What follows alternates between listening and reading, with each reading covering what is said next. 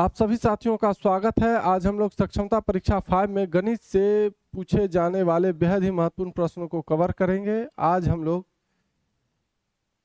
Percentage से 1 से लेकर 25 तक प्रश्न को सॉल्व किया है। अब हम लोग क्वेश्चन नंबर 26 से स्टार्ट करेंगे, ठीक है।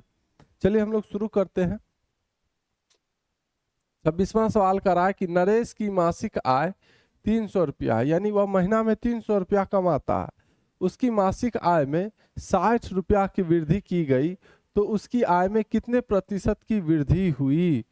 तो उसका जो है महीने का कितना मिलता था, 300 रुपया, 60 रुपया बढ़ा दिया गया, तो अब उसको कितना रुपया मिलेगा, 360 रुपया मिलेगा, है ना।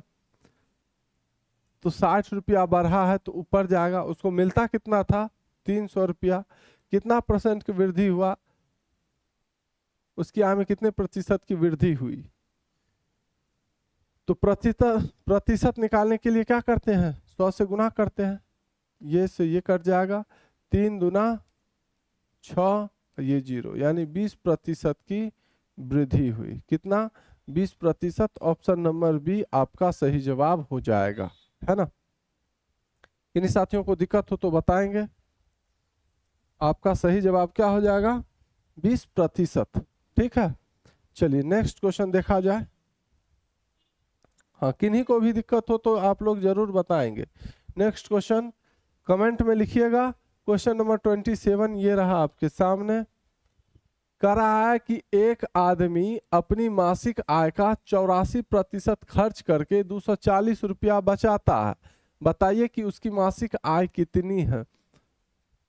कहता है 84% खर्च कर देता है, तो 100% में 84% अगर वो खर्च कर रहा है तो कितना प्रतिशत बचा रहा है। तो 84 और 6 90 और 10 100, यानी 100% में वह 84% जो है खर्च करता है। तो बचता कितना है, 16% वो क्या करता है, बचाता है ना। 16% बचाता है, ठीक। और कह रहा है कि रुपया में वह 240 रुपया बचाता है। तो 16% 240 रुपया के बराबर होगा या नहीं, बिल्कुल होगा। 100% में वो 84% खर्च करता है, तो बचाता है 16%। और रुपया 240 रुपया बचाता है, रुपया में 240 बचाता है, दोनों आपस में क्या होगा, बराबर होगा। 16% 240 रुपया के बराबर है, तो 100% कितना रुपया के बराबर होगा। जब 16% 240 रुपया के बराबर होता है, इसके नीचे कुछ नहीं तो 240 लिखिए, गुना। अब देखिए 16% 240 रुपया के बराबर हो रहा है, तो 100% 240 रुपया से ज्यादा होगा या कम, तो आप कहेंगे ज्यादा होगा। तो इसी दोनों में ज्यादा होगा तो ज्यादा वाला ऊपर और कम वाला नीचा, है ना। 8 दूना 16, 8 त्रिक 24, ये 0 बैठाइए यहाँ पर। 2 जो है इसको कितना बार में काट देगा, 15 बार में। 15 इकाई 15, और ये 2 0 यहाँ बैठा दीजिए, 1500 रुपया। उसकी जो मासिक आय है वो कितना रुपया है, 1500 रुपया है। ये रहा आपके ऑप्शन नंबर डी में 1500, यही आपका सही उत्तर हो जाएगा, ठीक है। ठीक, समझ गए। चलिए नेक्स्ट क्वेश्चन देख लेते हैं। क्वेश्चन नंबर 28, 28वां सवाल। किसी वस्तु का मूल्य 50 रुपया से बढ़कर 62.50 रुपया कर दिया गया, प्रतिशत वृद्धि ज्ञात करे। किसी वस्तु का कीमत जो है 50 रुपया था, अब बढ़ाकर 62 रुपया 50 रुपया कर 62 रुपया 50 पैसा कर दिया, तो कह रहा है कि कितना प्रतिशत की वृद्धि हुआ। तो 62.50 में से घटाइएगा 50, तो कितना आएगा, 50 10 60, यानी 12.50 रुपया क्या हुआ, बढ़ा, है ना। ठीक, कितना रुपया बढ़ा, तो 12.5 रुपया बढ़ा। कितना रुपया पहले था, 50 रुपया। कितना प्रतिशत, तो प्रतिशत निकालने के लिए 100 से क्या करते हैं, गुना। दशमलव के बाद 2 संख्या हटाएंगे दशमलव, तो नीचा में 2 0 देंगे। ये 2 0 से ये 2 0 गया, और ये 0 से ये 0 गया, है ना। अब 5 दूनी 10, 12 में से 10 घटेगा तो बचेगा कितना, 2, 2 पर 5 25, 5 25, 5 इकाई 5, और ये जो है 125 को 5 कितना बार में काट देगा, 25 बार में, यानी कितना परसेंट बढ़ा, 25% क्या हुआ, वृद्धि हुआ। कहाँ है आपके ऑप्शन नंबर ए में, यही आपका सही उत्तर हो जाएगा। ठीक है, ठीक, कोई दिक्कत, कोई दिक्कत होगा आप लोग कमेंट जरूर कीजिएगा। नेक्स्ट क्वेश्चन देख लेते हैं हम लोग, क्वेश्चन नंबर 29।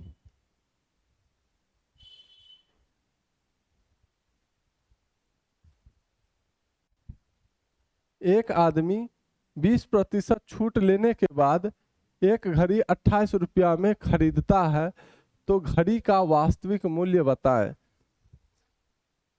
उस घड़ी पर प्रिंट होगा जिसमें दुकानदार उसको 20% छूट दे दिया, तो उसको 28 रुपया में मिला, यानी वो 28 रुपया में खरीदा है।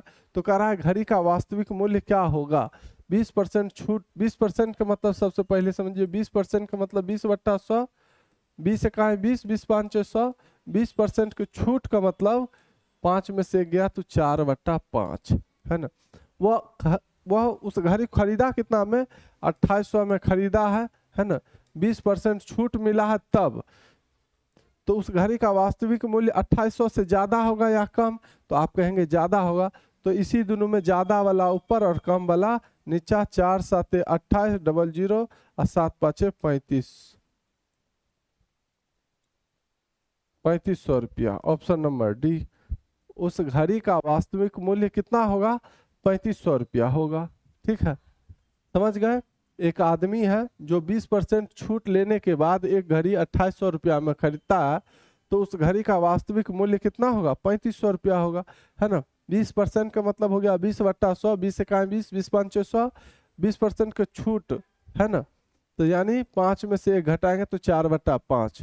अब 2800 रुपया में खरीदा है, तो उसका वास्तविक मूल्य छूट देने पर मिला है उसको 2800 रुपया में, उसका मूल्य जो है वास्तव में ज्यादा होगा।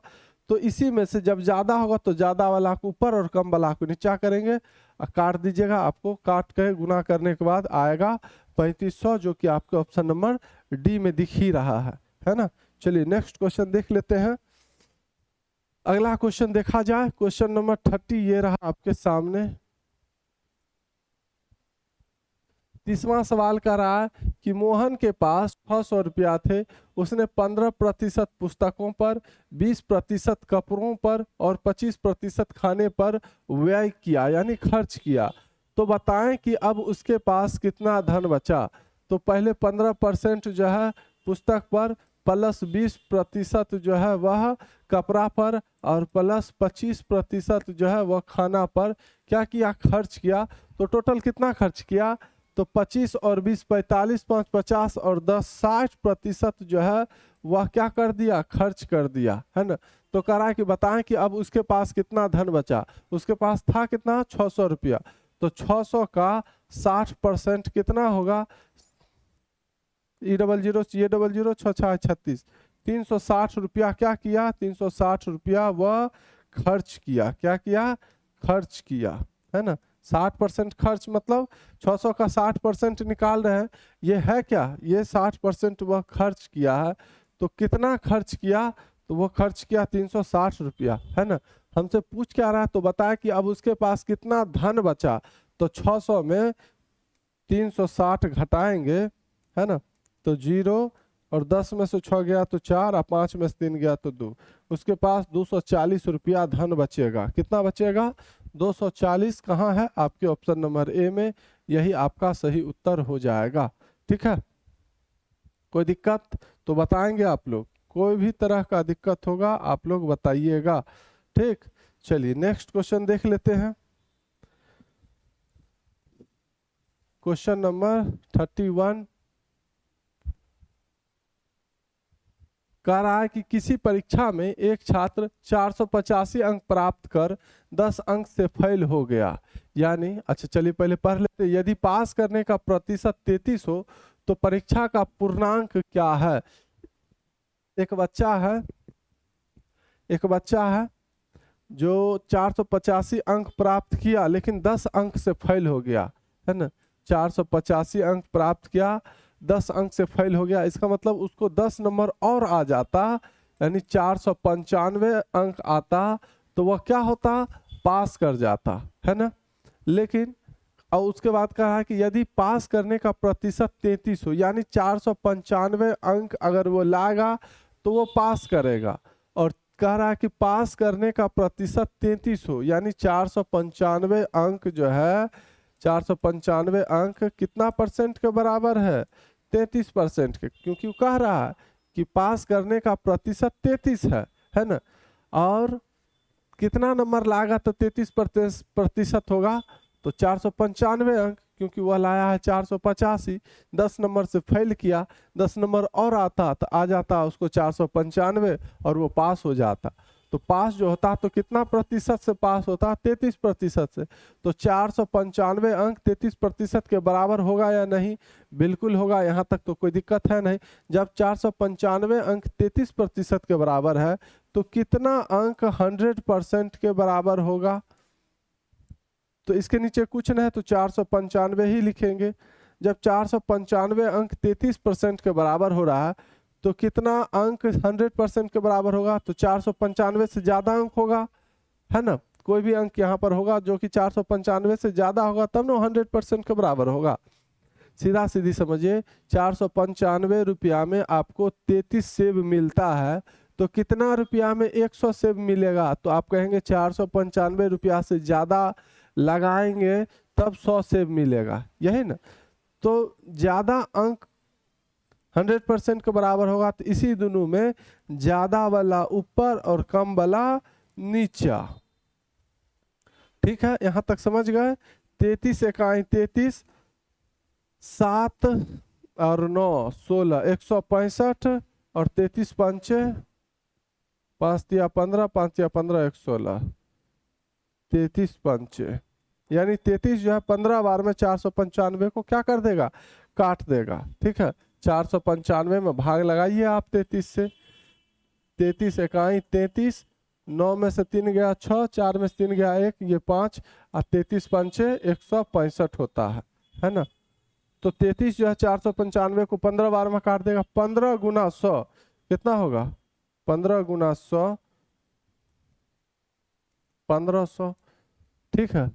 तो परीक्षा का पूर्णांक क्या है, उस परीक्षा में टोटल कितना अंक का परीक्षा था, तो वो 1500 अंक का था। 1500 आपके ऑप्शन नंबर ए में दिख रहा है, यही आपका सही उत्तर हो जाएगा, ठीक है। चलिए नेक्स्ट क्वेश्चन देख लेते हैं। क्वेश्चन नंबर 32 ये रहा आपके सामने। करा एक परीक्षा में एक विद्यार्थी 10% अंक प्राप्त करता है और वह 35 अंकों से फेल हो जाता है। यदि परीक्षा में कुल अंक 200 हो तो पास होने के लिए कुल कितने अंकों की आवश्यकता होगी। अब सबसे पहले क्या करना है, इस क्वेश्चन को आराम से रिलैक्स मूड में पढ़ना है और उसके बाद इसको समझने की कोशिश करना है ना। एक परीक्षा में एक विद्यार्थी 10% अंक प्राप्त करता है, ठीक है, और वह 35 अंकों से फेल हो जाता है। यदि परीक्षा में कुल 200 अंक हो तो पास होने के लिए कुल कितने अंकों की आवश्यकता होगी।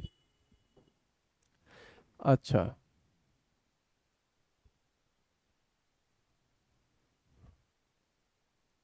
क्या कहा, यदि परीक्षा में कुल 200 अंक हो, तो 200 अंक का परीक्षा था और वह कितना अंक प्राप्त करता है, तो मात्र 10%।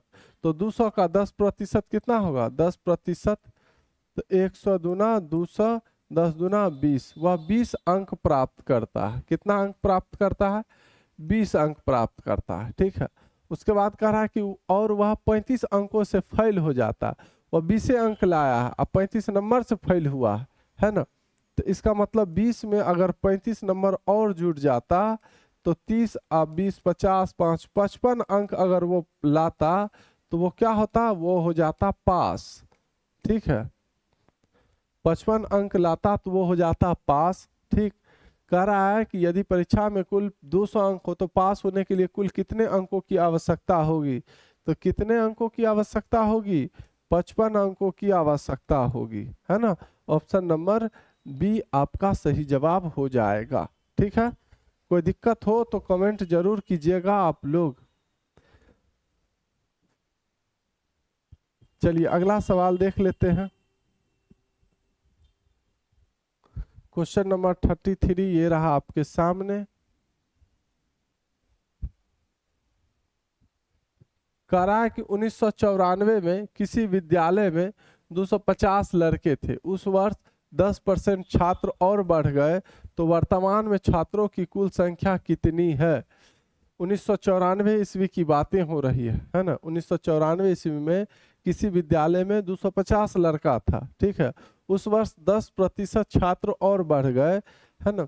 तो 250 लड़का था और 10% छात्र बढ़ गया। 10% का मतलब 10% का मतलब 10/100, ठीक है। 10 इकाई 10, 10 दाएं के 100 और 10% का क्या हो रहा है, वृद्धि हो रहा है। तो क्या करेंगे, 10 में 1 जोड़ देंगे तो हो जाएगा 11/10, है ना।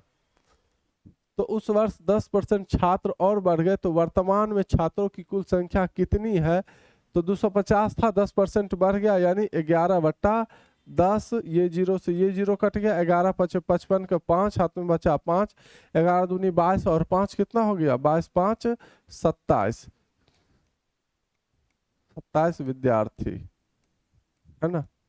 कितना, 275 विद्यार्थी। तो वर्तमान में छात्रों की कुल संख्या कितनी होगी, 275। ऑप्शन नंबर सी आपका सही जवाब हो जाएगा।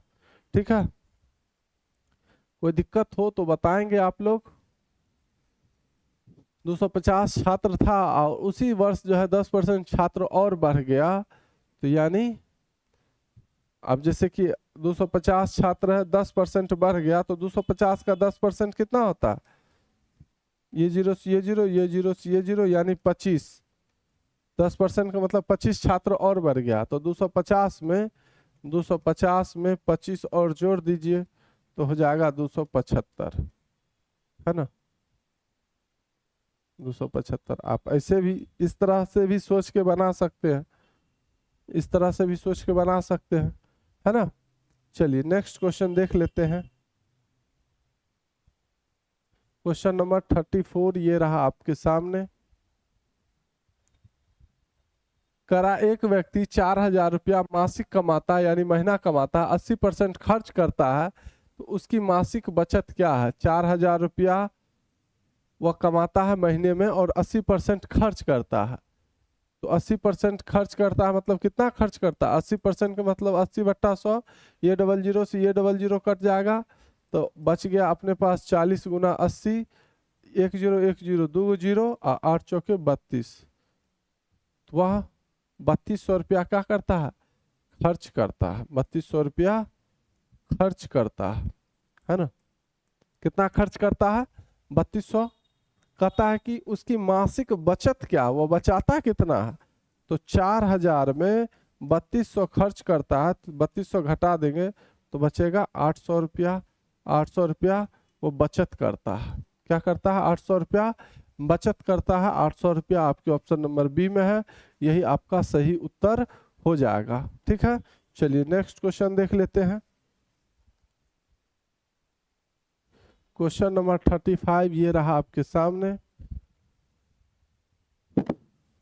करा एक वस्तु का क्रय मूल्य 5000 रुपया है, उस पर उसे 250 रुपया बिक्री कर देना पड़ता है, यानी टैक्स देना पड़ता है। तो वह कितना प्रतिशत बिक्री कर देता है। तो टोटल 5000 रुपया है ना, और 250 रुपया टैक्स देता है। कितना प्रतिशत टैक्स देता है, ये डबल जीरो से ये डबल जीरो कट जाएगा, ये से ये कट जाएगा। 25 में 5 से भाग लगाएंगे तो 5 जो है 25 को कितना बार में काट देगा, 5 बार में, यानी वो 5% जो है क्या देता है, कर देता है, टैक्स देता है ना। 5%, ऑप्शन नंबर सी।